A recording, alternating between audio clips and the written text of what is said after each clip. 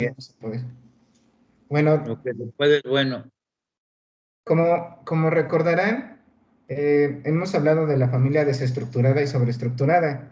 En la página 10 de su manual tienen unas pequeñas características de cada una de estas familias. Es importante, y hace un momento platicábamos, que las familias no son solamente desestructuradas o solamente sobreestructuradas, sino que hay un poquito de una y de otra. Porque, por ejemplo, podría haber gran afinidad, gran cercanía con un cuidador o un padre o un tutor, y con el otro ¿Cómo solamente un podría ser un cuidador? No entiendo. proveedor. ¿Cómo un cuidador? No entiendo. Bueno, es que no todos crecieron al lado de su papá o de su mamá, pero sí al lado de un familiar o de un cuidador, Ah, ¿sí? sí, Y sí, por sí, eso digo cuidador, sí, pero es lo mismo decir papá o mamá. Ujú. sí, sí. O abuelita o abuelito. Exactamente, sí, sí, sí. A veces, bueno, son las circunstancias de la vida, ¿no? Sí, claro. Este, y entonces hay una gran cercanía con un familiar y una gran distancia con el otro. No quiere decir que no sean una familia. Y en esta parte o en este ejemplo que les indico, puede haber esta parte desestructurada y la otra parte sobreestructurada. Ujú. En la página 10 hay una serie de características de cada una de estas familias.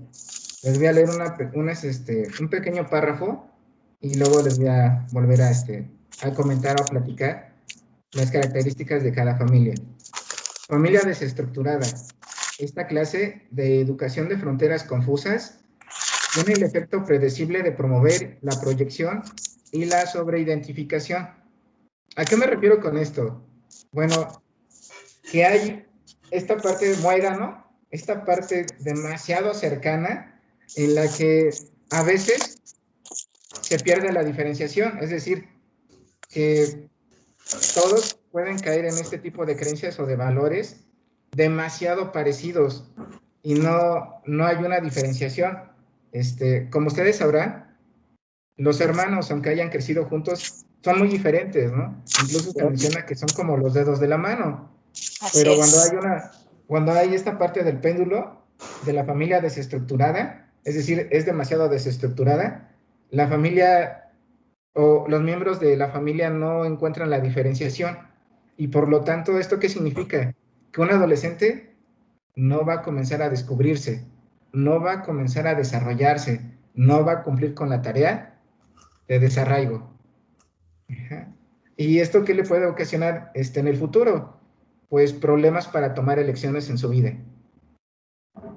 Bueno, puesto que la postura existencial del sí mismo o del ser, como persona que hace elecciones responsables, representa un aprendizaje intrínsecamente doloroso, es decir, interior, y difícil. Los hijos de las familias desestructuradas se vuelven expertos en evadir, este, es decir, que evaden o tratan de no tocar la responsabilidad de sus elecciones o incluso delegarlas constantemente. Esto es muy importante porque nos habla de cómo podría ser un adolescente o una persona que pasa por estas tareas del desarrollo, depende de la familia en la cual crece. Este, Generalizar siempre corre un riesgo, pero hablamos de ciertos patrones que pueden apoyar a la persona que está pasando por esta tarea. Hace un momento Manuel nos ayudaba mencionando que no solamente estamos hablando de un número determinado de años, sino de un estado interior, de un desarrollo interior. Precisamente el adolescente debe pasar por las tareas del desarrollo, que es desarraigo, interioridad e integración. Y estas tareas del desarrollo no son exclusivas únicamente de una edad determinada. Quizá alguno de nosotros o yo estoy pasando por esta tarea del desarrollo. Por ejemplo, podría ser integración, en donde yo estoy aprendiendo de ustedes y lo estoy integrando a mis creencias y mis valores. Bueno, si lo aterrizamos en una edad determinada, por ejemplo, de los 11 a los 17 años, esta persona, después de desarraigarse o diferenciarse de los adultos que están en su entorno, comienza a aprender y a desarrollar su moral, su ética, ajá, sus creencias, sumando las que ya tenía y dejando a un lado las que no le funcionan para su vida. Y comienza a integrarlas y se comienza a reconciliar con el mundo adulto, y a esto se le llama integración. Es decir, Perdón, perdón, adquiere más recursos. Perdón, Rigo. Buenos Adelante. días. Buenos días. Perdón por interrumpir, pero hay cosas que se me hacen interesantes y discúlpame que llegué tarde, pero por mis problemas personales he tenido que a veces hacer los sábados cosas de lo que estoy llevando de la actividad, entonces se me ha complicado, pero bueno, la pregunta que yo te iba a hacer, esto que estás diciendo y esto que estás mencionando, pregunto, ¿esto se lleva a cabo durante cierta edad, más o menos aproximadamente? ¿O más o menos en qué etapa sería? ¿Dices que es en la integración, dijiste? Ah, muy bien. Bueno, usualmente, no quiere decir que deba de ser así. Okay. Malcombi menciona que el desarraigo sucede de los 11 a los 13, 14 años aproximadamente. Ok. La interioridad sí. sucede de los 14 sí. a los 16 años aproximadamente. No quiere decir que sea forzosamente esa edad. Okay. Y la integración de los 17 en adelante. Ajá. Pero las tareas del desarrollo no deben de suceder forzosamente en ese orden. Además de que a veces, como mencionábamos al principio, no hay pureza en la naturaleza. No solamente se cumple una función o un estilo de familia a la vez. A veces hay cierta ambivalencia o ciertas combinaciones. Como si fuera una cajita de dulces, se cuela uno siempre de otro sabor. Sí. No, y además, actualmente los jóvenes, las nuevas generaciones vienen muy retrasados, en cuanto a desarrollo de madurez. La verdad, a veces parecen, aunque tengan 20 y tantos años, parece que tienen 15 años. Es lo que se menciona como adolescencia tardía, ¿no? Ajá. Sí. Un pequeño párrafo, por favor, vayan siguiéndome a la página 11. Los hijos saben cómo comportarse, pero con frecuencia sienten que sus padres no los conocen bien. El mundo interior de la experiencia adolescente, que tan amenazante les parece a los padres de las familias desestructuradas, no parece despertar mucho interés en estas familias. De hecho, los padres de una familia sobreestructurada pueden ignorar la existencia de una experiencia de mundo interior. ¿A qué me refiero con una experiencia del mundo interior? Que pueden sentirse angustiados, ansiosos, en estas situaciones de agresión o de violencia escolar, se generan muchos sentimientos encontrados. Si hablamos de una familia sobreestructurada, es difícil que los padres de esta familia puedan darse cuenta, y eso es muy alarmante.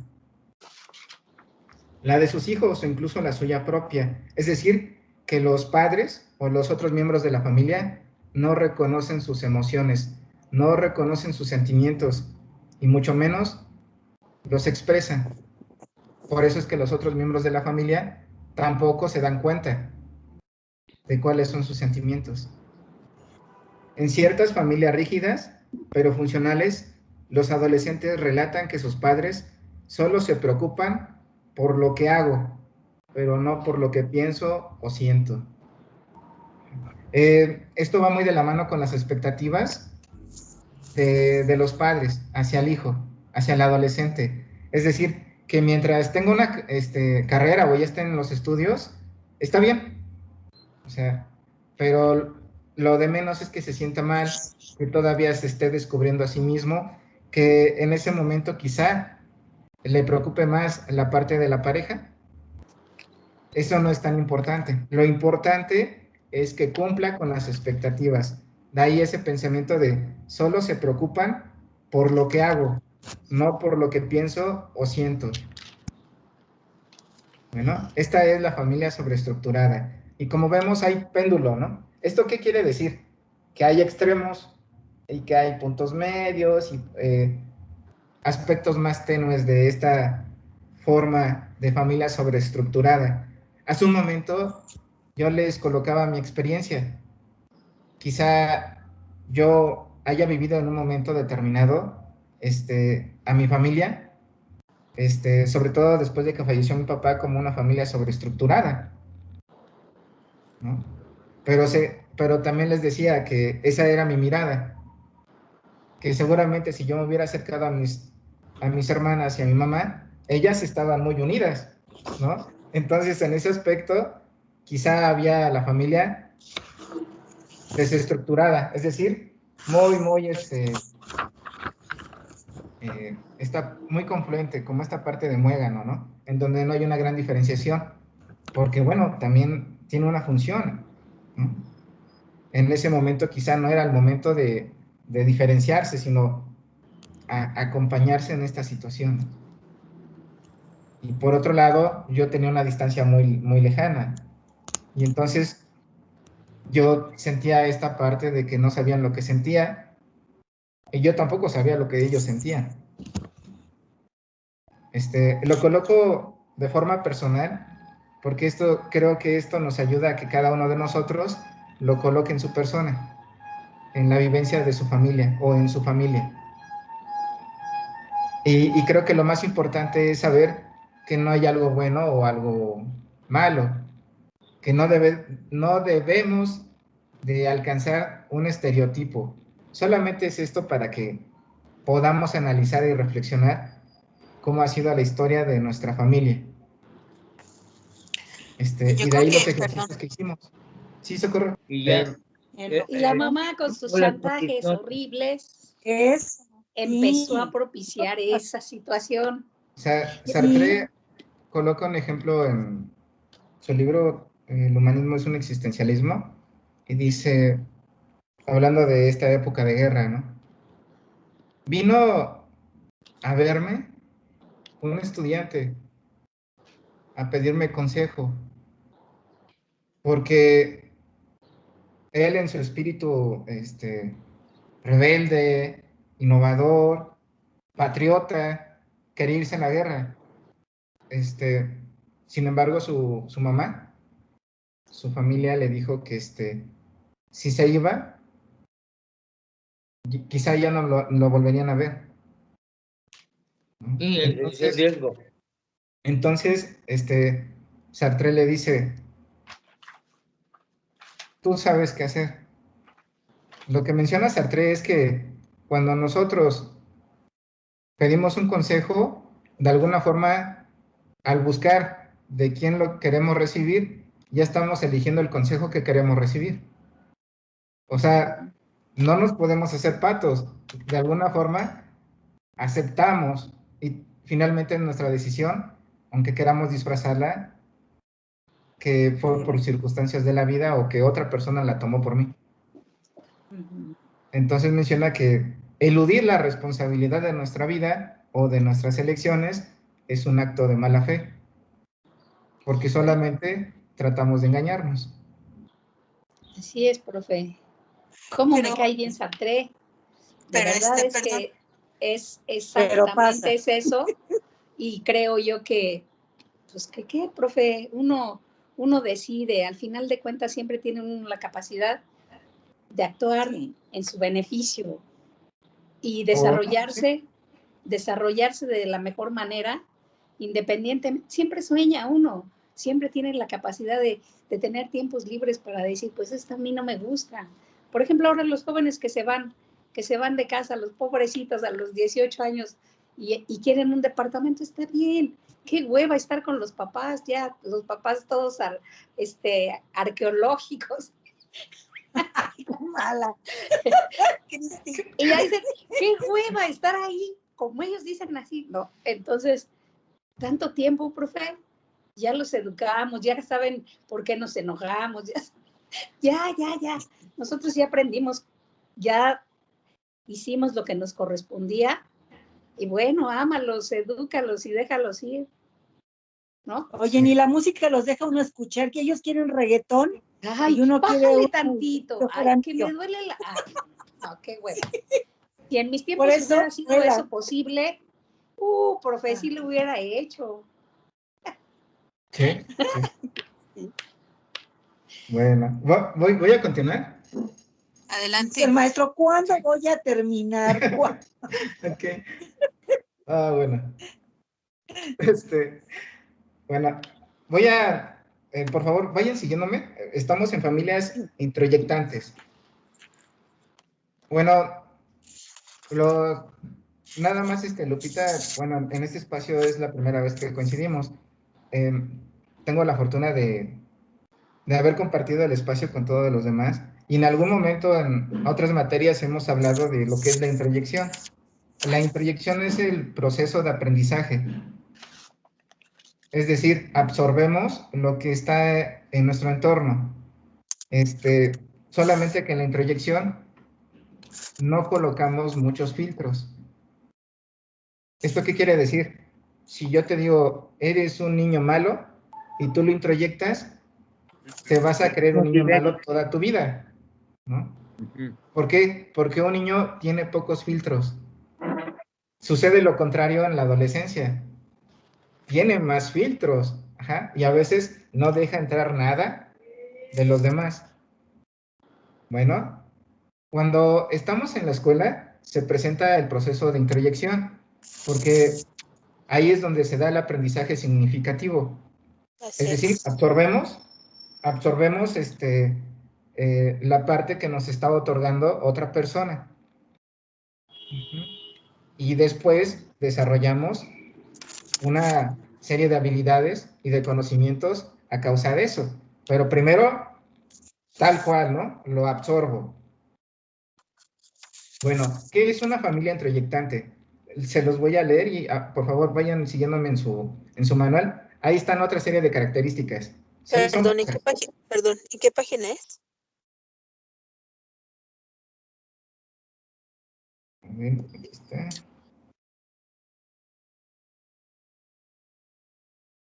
Ay.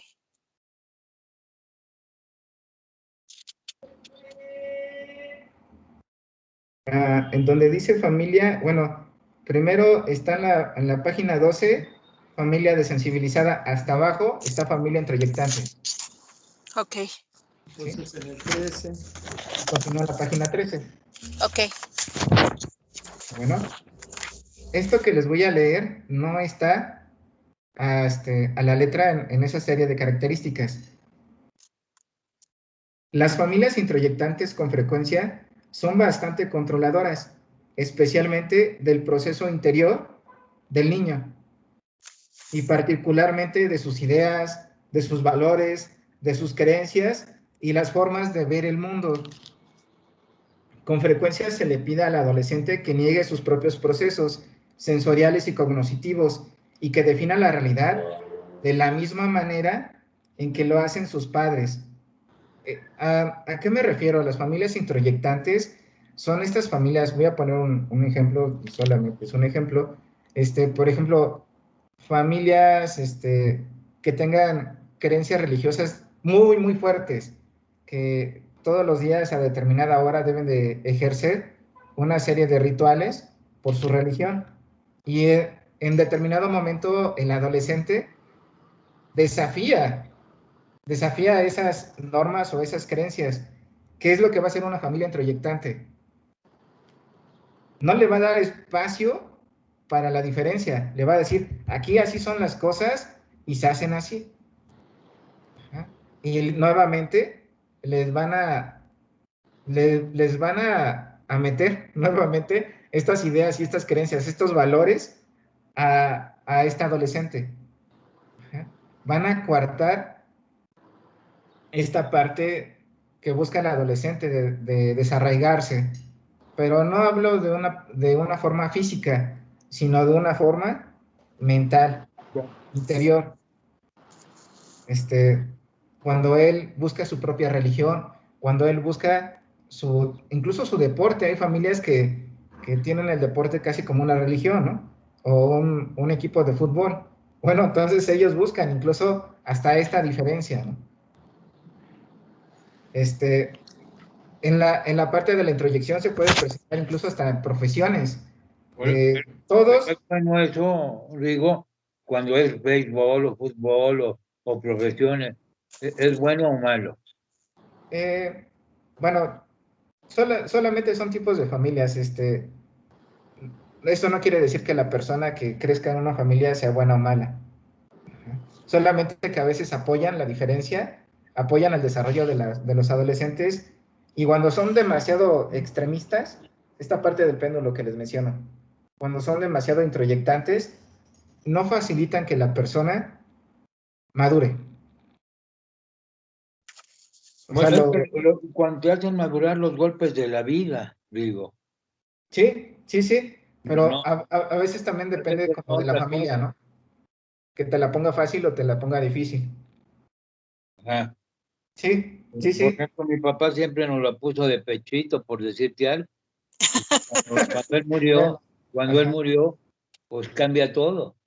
Claro, sí. Empiezas a ver realmente la vida y valoras todo, lo que te daba y lo que te dio, etcétera, etcétera, pero ahora lo tienes que hacer solo con tu esposa y tú, como en mi caso. Somos dos nada más. Y si te sirve de consuelo, Manuel, no fuiste el único y tú lo has tenido acompañada y yo la he tenido sola, entonces de a pechito, desde siempre. Sí, pero yo creo que a veces la mujer se desploma más fácil que el hombre. Pues no es mi caso. Y tienes que decir, pues tengo que apoyarle a ella en esto, en el otro, en aquello, y hacerte el fuerte aunque quieras, para que no se caigan los dos. Así es. Okay. Pero también dice el dicho que lo que no mata fortalece, y sí, fortalece mucho a veces, ¿eh? Exacto. El poder sostener a alguien, sí. Creo que es lo que menciona Manuel, ¿no? Como Sí. que le ha tocado esa parte. Así es. Aunque a veces... No sé si sea bueno, Rigo, o malo. Pues... es que yo trato de quitar esta parte de bueno o malo. Benefician el desarrollo, ¿no? El que no seamos muy extremistas. Sí. Y esta es la invitación. Porque si es una familia muy, muy introyectante, no te va a dejar que tú te diferencies, ¿no? Te va a agarrar de las manos y te tendrías que ir de la casa si simplemente quieres tener una religión diferente. Es decir, te la ponen muy difícil. Pero si es una familia introyectante, moderada, entonces va a haber cierta resistencia por esta diferencia. Van a haber conflictos, pero te van a acompañar. Sí. Solamente son formas y estilos, pero no quiere decir que una sea mejor que otra, porque los miembros de la familia también son muy singulares, no solamente la familia, ¿no? Exacto. Sí. Bueno, hablando de la siguiente familia, que es la familia confluyente, bueno, voy a retomar este concepto que a veces lo cito, que es la confluencia, es este proceso de relacionarme con mayor intensidad con las personas que están junto a mí. Es decir, que la confluencia me lleva a esta necesidad de pertenencia, de identificarme. Usualmente son con las personas cercanas, con mi pareja, con los hijos, con mi familia, con los amigos. Hay dos tipos de confluencia, la pasiva y la activa. ¿Cuál es la confluencia pasiva? Pues que yo trato de seguir a una persona. ¿Y cuál es la activa? Que yo trato de que las demás personas me sigan. Ajá. Y ahí es cuando se ejerce un poco más esta parte de los celos. Y usualmente la parte de la confluencia va muy de la mano con esta forma de relacionarnos con la pareja. es donde se puede ver más, donde sale con más energía. Cómo somos confluentes. Bueno, voy a hablar ahora de las familias confluentes. Si la familia introyectiva busca establecer igualdad de ideas mediante la alimentación forzada de ideas a sus hijos, la familia confluyente lo hace mediante un énfasis en los acuerdos y la cooperación. Las familias confluyentes valoran ante todas las cosas el llevarse bien y con frecuencia se enorgullecen conscientemente de la forma tan placentera en que interactúan los miembros de la familia. En estas familias, los padres generalmente hablan mucho de la cooperación, elevando por encima de otras formas de contacto el estilo de unión de las fronteras de compartir y estar de acuerdo. Es decir, que le dan prioridad a que todos seamos iguales, a que todos cooperemos. Quizá esta familia de confluyente les sea más claro viendo este tipo de familias donde se dedican a una actividad. Por ejemplo, hacen pan, por ejemplo, tejen canastas, le dan prioridad a estar bien todos y cooperar. También en la parte del campo se le da más prioridad a la parte de la cooperación, al llevarse bien. Y usualmente no se tocan tanto los conflictos. Y aquí hay algo muy importante, los conflictos también son sanos,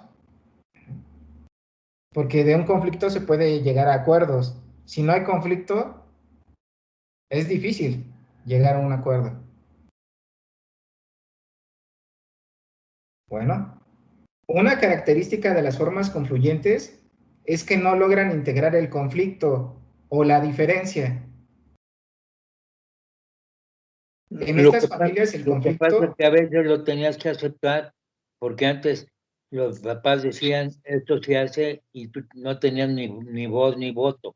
Ahora sí, ha cambiado la cuestión, pero antes, cuando menos hablo de cuando yo me educaron, mi papá decía, ¿por qué lo hago? Porque yo lo digo, Sí. y punto.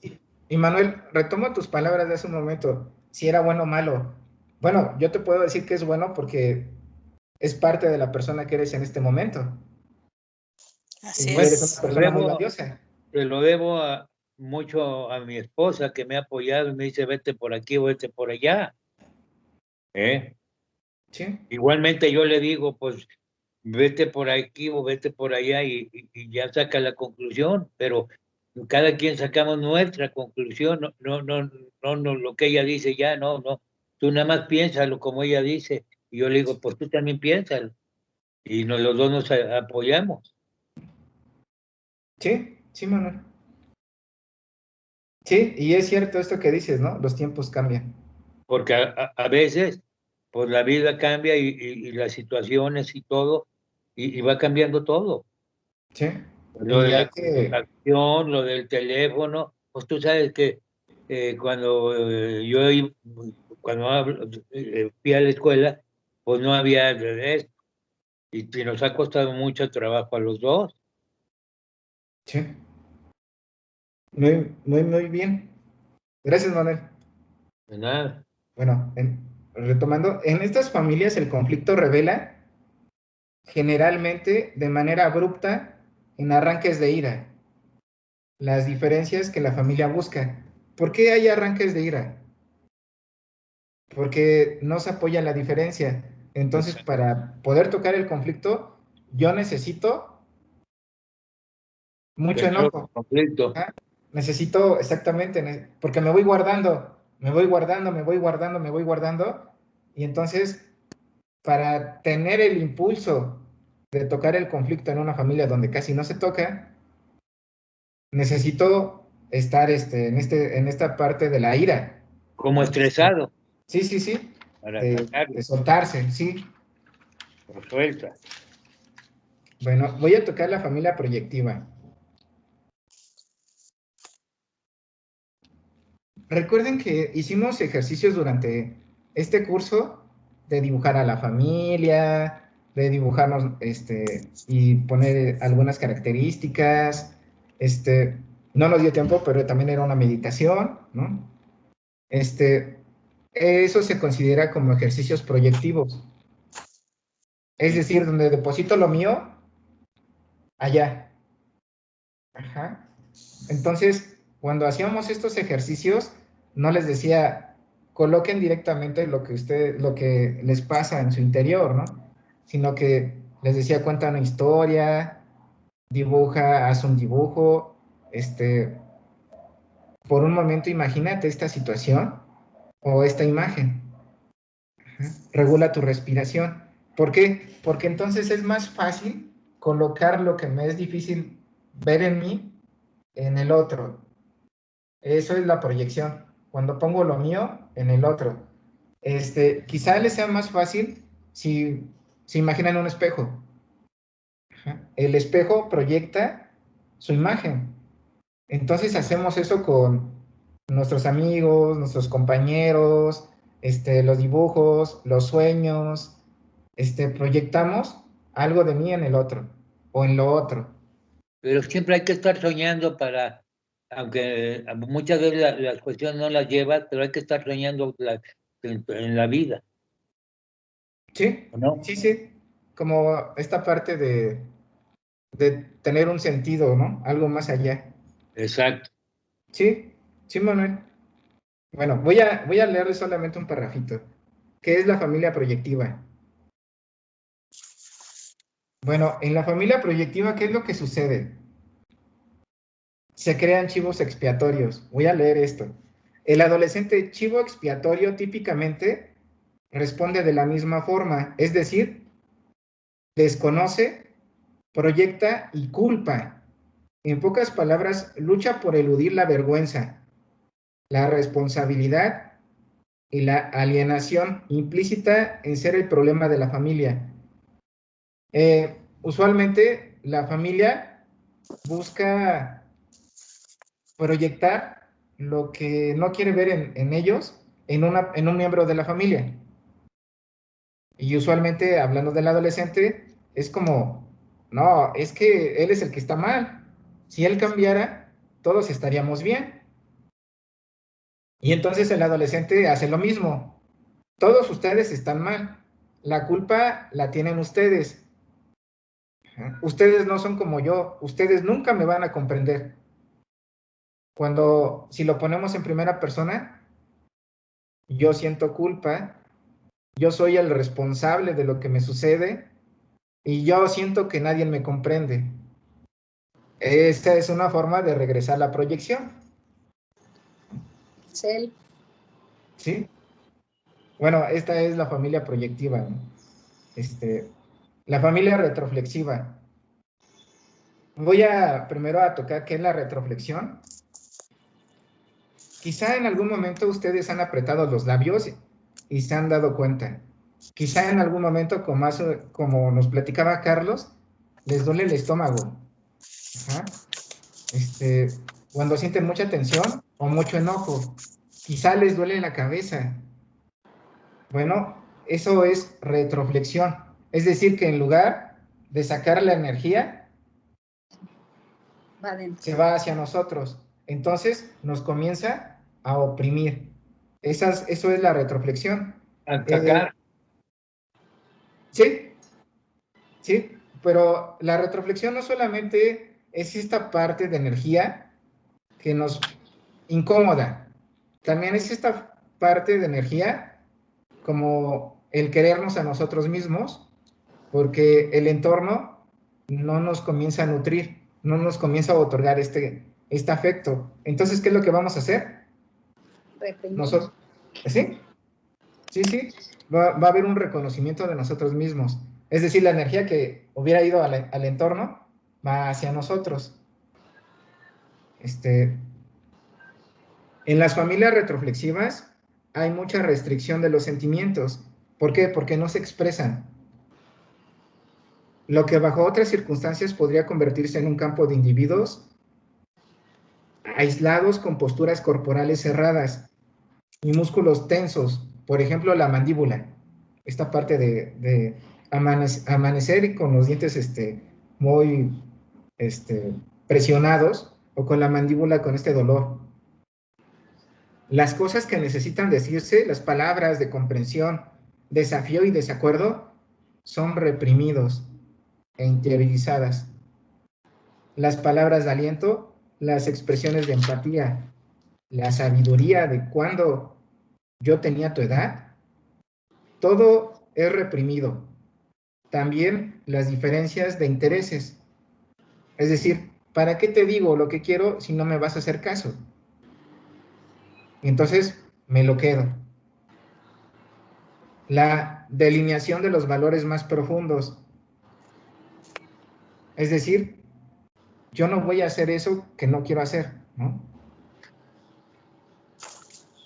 Cuando hablamos de un valor es esta parte de la gratitud, de la honestidad. Entonces, no es muy claro los intereses de cada uno de los miembros, porque no lo expresan. Las discusiones e incluso las refrescantes explosiones de ira no se dan. Ajá. ¿Por qué? Porque no se expresan. Bueno, voy con la siguiente. Familias deflexivas. Rápidamente voy a definir qué es la deflexión. En algún momento en la vida sentimos dolor, sentimos una pena. Y quizá algunos de nosotros no la hemos querido tocar en ese momento. ¿Qué es lo que hacemos? Algunos continúan con el trabajo y le dan prioridad al trabajo. Otros tratan de buscar otras personas u otras compañías y comienzan a socializar. Por ejemplo, se pueden reír. Ajá. Otros porque comienzan... no conviene. Manuel. Que no conviene y te haces tonto y sigues el otro camino. Sí. Bueno, ahorita retomo lo que me comentas, Manuel. Permítame ahorita. Otros comienzan a hablar a una velocidad muy rápida. ¿Por qué? Porque mientras tú los estás escuchando, llegan a tocar tristeza o la emoción que no quieren tocar. Y entonces prefieren seguir su camino. Ajá. Entonces ya dejaron atrás la emoción. ¿Esto qué quiere decir? Esto no quiere decir que sea malo. Es una habilidad que todos nosotros desarrollamos. Es un modo de relacionarnos con lo que sentimos, con lo que nos acontece. A veces no es el momento de sentir miedo. Por ejemplo, en un asalto, no nos vamos a dejar sentir todo el miedo que sentimos, sino vamos a reaccionar, a movernos. Sacas la ira, sacas todo. Sí, la mente fría, ¿no? Sí. Y después te permite sentir el miedo, la impotencia, el enojo, la frustración. Cuando ya pasó. Sí, y cuando ya no está la amenaza enfrente, ¿no? Por eso. Cuando necesitas pasó. actuar y aunque te hayan asaltado. Cuando a mí me asaltaron una vez y hice puras tonterías después de ya viendo la cuestión. Sí. No mides el peligro. Ajá. Sí, o sea, no nos dejamos sentir. Hay que actuar. Y a veces actuamos no de la mejor forma, ¿no? A veces es malo. Sí, exactamente. Bueno, voy a... Finalmente, profe, ocultar lo que se siente. Por ejemplo, si un dolor lo quiero ocultar con alegría, finalmente sigue siendo dañino, ¿no? Sí. Retomando lo que mencionas, María Cristina, hay momentos, ¿no? Hay que tratar de elegir el momento de sentir y otros de continuar. Pero como mencionas, no dejarlo así, ¿no? No dejarlo así como en el abandono. Yo pongo un ejemplo y creo que es más simple tratarlo de ver así, ¿no?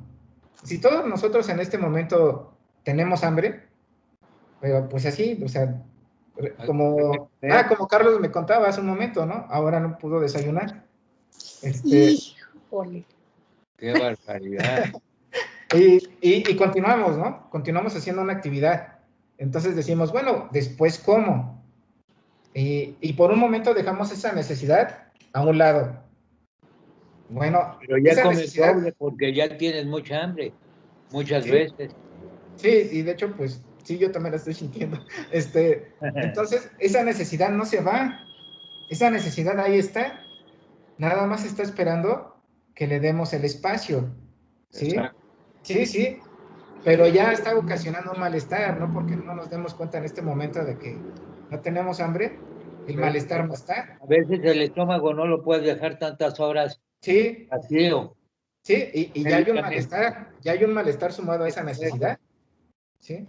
Ahora las voy a invitar y los voy a invitar a que cambien esa necesidad fisiológica por una emoción o un sentimiento. Y exactamente esa es la deflexión. A veces la dejamos y no quiere decir que ya se haya olvidado o que ya hayamos continuado con la vida y que esa emoción ya es cosa del pasado. No, se queda esa necesidad de expresarlo. Y en algún momento, Y ¿sí? en algún momento la sacas. Sí. O va a pasar lo mismo que con la ira. Se va a necesitar acumular para que salga con fuerza. Bueno, voy a leer esta parte de la deflexión en las familias. En las familias con hijos adolescentes, a veces desestructurada, la frontera de contacto, bueno, cuando hablo de la frontera de contacto es esta cercanía con el otro, ¿no? La intimidad con el otro, entre padre e hijo, desviando temas que de otra manera podrán profundizar. Por ejemplo, hay temas que no se pueden tocar, ¿no? Les damos la vuelta, o en las familias reflexivas se les da la vuelta. Y alimentar la intimidad y la conexión. Es decir, que al no tocar estos temas, se empobrece la intimidad y la conexión de los miembros de la familia. Por ejemplo, los padres y adolescentes pueden concentrar su atención en las particularidades concretas del control. ¿A qué me refiero con esto? Por ejemplo, quieren controlar tus horarios, tus actividades, y comienzan a haber muchas prohibiciones de que no puedes ver tal tipo de películas porque no se tocan esos temas en la familia.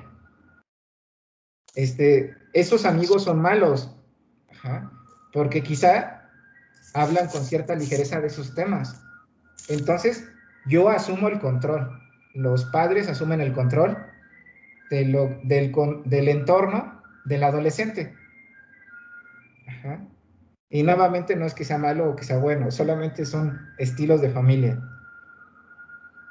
Con una deflexión de compartir temores y sentimientos más profundos y sinceros, es decir, que yo no comparto realmente mis necesidades. Y hay que recordar que todos nosotros tenemos una serie de necesidades que compartimos, ¿no? Como esta parte del cuidado, del amor, de la sexualidad. Y por último, voy a tocar la familia desensibilizada. A McCombie, que es el autor que principalmente toma, no se preocupen si no apuntan todo, ya les compartí el documento, ¿eh?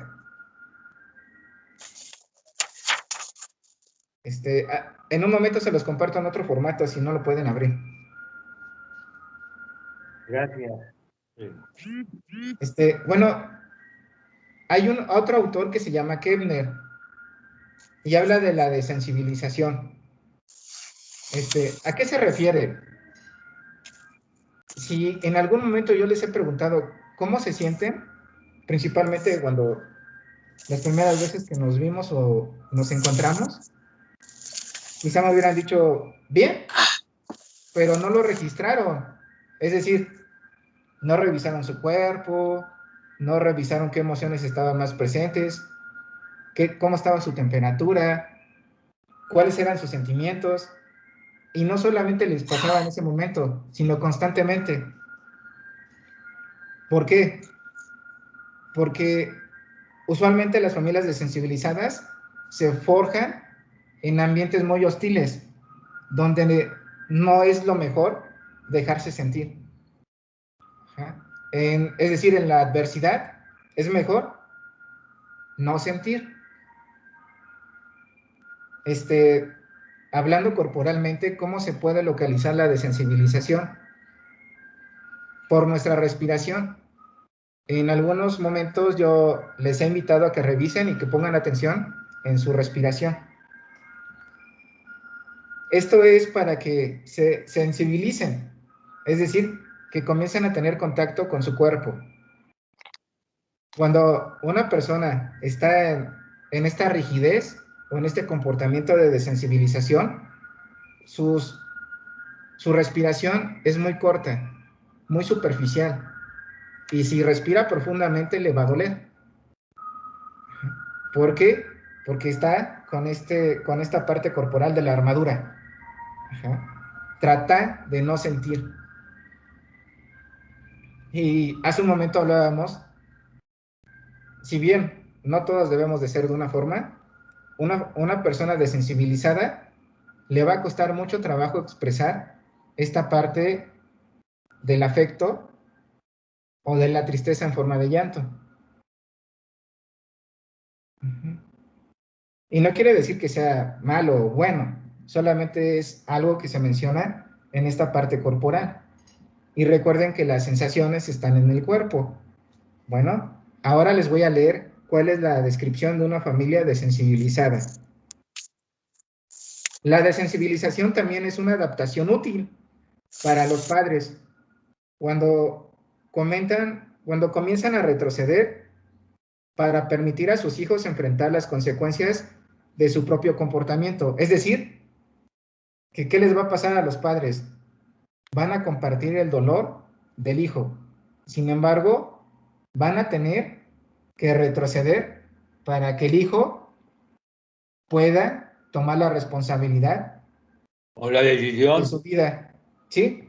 Es el famoso dicho de me duele más a mí que a ti, ¿no? Entonces los padres van a comenzar a desensibilizarse. Es eso de que, ese reclamo que a veces los hijos les hacemos a los padres. Es que eres insensible. Bueno, esa es una habilidad. Es una habilidad cuando la podemos lo que creen. colocar y quitar. Sí, claro. Sí, eso es lo que creemos. Ajá. En esta circunstancia, no es ¿mande Socorro? Que es lo que piensan, que no lo sentimos, pero nos duele más que a ellos. Sí. Y estar a la expectativa de que están regándola no es placentero, ¿eh? Sí. Sí, por eso es una habilidad, pero ¿no? El poderlo quitar y poner. Sí. Sí. En esta circunstancia, la desensibilización los ayuda a manejar el dolor, de ver a sus hijos aprender del mundo difícil, o de la forma difícil, como mencionaba Manuel, ¿no? Bueno, con eso termino la parte de la familia.